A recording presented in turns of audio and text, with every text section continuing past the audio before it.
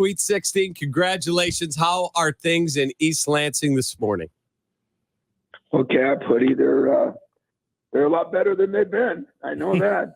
We had a little, and I say a little, everybody gets confused because 3 years ago there was no NCAA tournament. And 2 years ago we got beat by UCLA, who ended up in the Final Four. And last year we got beat by Duke, who ended up in the Final Four. So it's not like we haven't been alive, but you're right. It's been a while since we've been in the Sweet 16, and it hasn't changed, Cap. It's still sweet.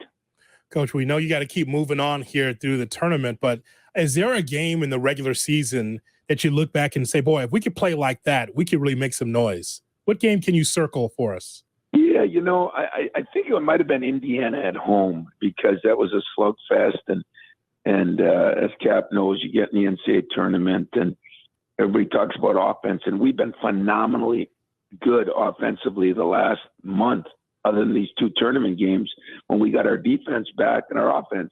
If we ever get the two going together, who knows, maybe we could play for a little while yet. But I think that game, we were pretty good offensively. We were very good defensively. And in this tournament, for the most part, you got to be pretty good defensively. You're playing in different venues. Sometimes you're playing in, domes and places, and your defense travels, as they say, and ours has been pretty good the last two games. That's been the difference in this team. There have been head coaches who I've talked to. They said, tell your friend Tom to quit playing all these tough teams during the season. He plays too many hard games. I asked you that question for years, and you've said it prepares us for March. So what is it? They say January, February, Izzo. What is it that you do with your kids that they looked so well prepared yesterday? Well, Cap, you're right, and you coach, so you know I'm telling you the truth. When I started, I did it just to get on TV, because it was Michigan in the Fab Five, 5 years before, and they were on TV, and it's hard to get recruits here because you couldn't get on TV all the time.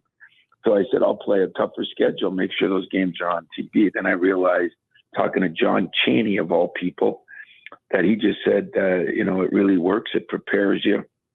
Oh, he did it, but his conference wasn't as tough as the Big Ten. So right.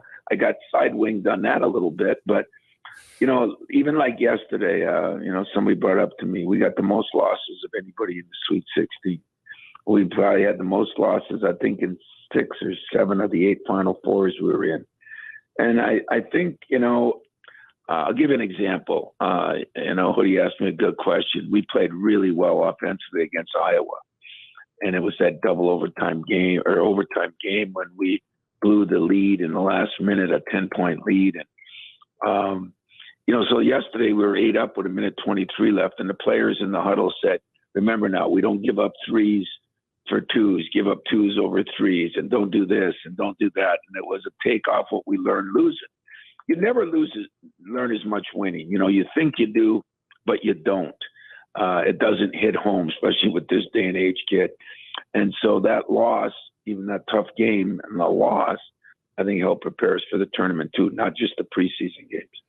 Coach, what is it like when you have Shaka Smart? We just played the soundbite just before you came on. Shaka Smart talking about how smart and how aggressive your team was to be able to knock off Marquette. But you have a mentee in Shaka Smart. What's he like, and what was that matchup like against Marquette? Well, Shaka's one of the guys I love. I think he's one of the new, young and up-and-coming coaches. I helped get him on the board. I think he's on the Coaches Association. I just think, he's done the things. He went to, the BCU, and he pressed, 40 minutes all the time.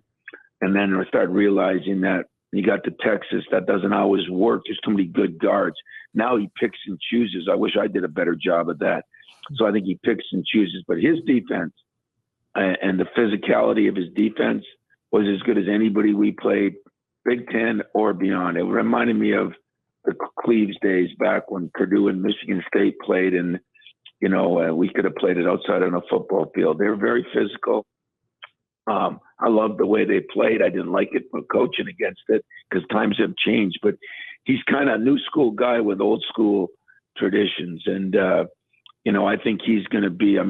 you see how young that team is. I mean, they're going to be really good next year. They'll be picked top 5 or better.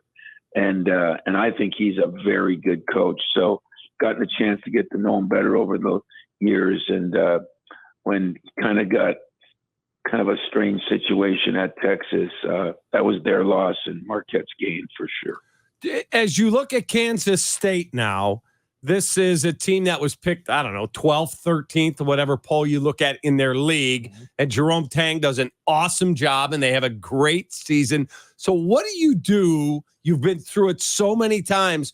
Do the kids get today off? Do they get a chance to catch their breath? Or they just meet? Take us through what this week is like to get you ready to play this week. No days off, Cap. You know me. There ain't no Not days for off you. right now. Not for you. I don't mean for them either. You know what? If you can't get ready to practice now, everybody says, well, you got to keep them fresh. You know what? If they aren't fresh playing in Madison Square Garden in a Sweet 16 game, so be it. It'll never happen. We're not going to grind them, but we're going to do a lot of mental work today. We're going to do some, we only got today and tomorrow. We leave tomorrow night because we play Thursday. So, we'll do a little more today, a little bit less tomorrow. And then, Wednesday will be a review day to play Thursday. So they're, you know what? Hell, I'm 60-some and I can go today. They're 20. They sure as hell can go today. So love it. My theory. I don't want to beat them up, but we're getting after it.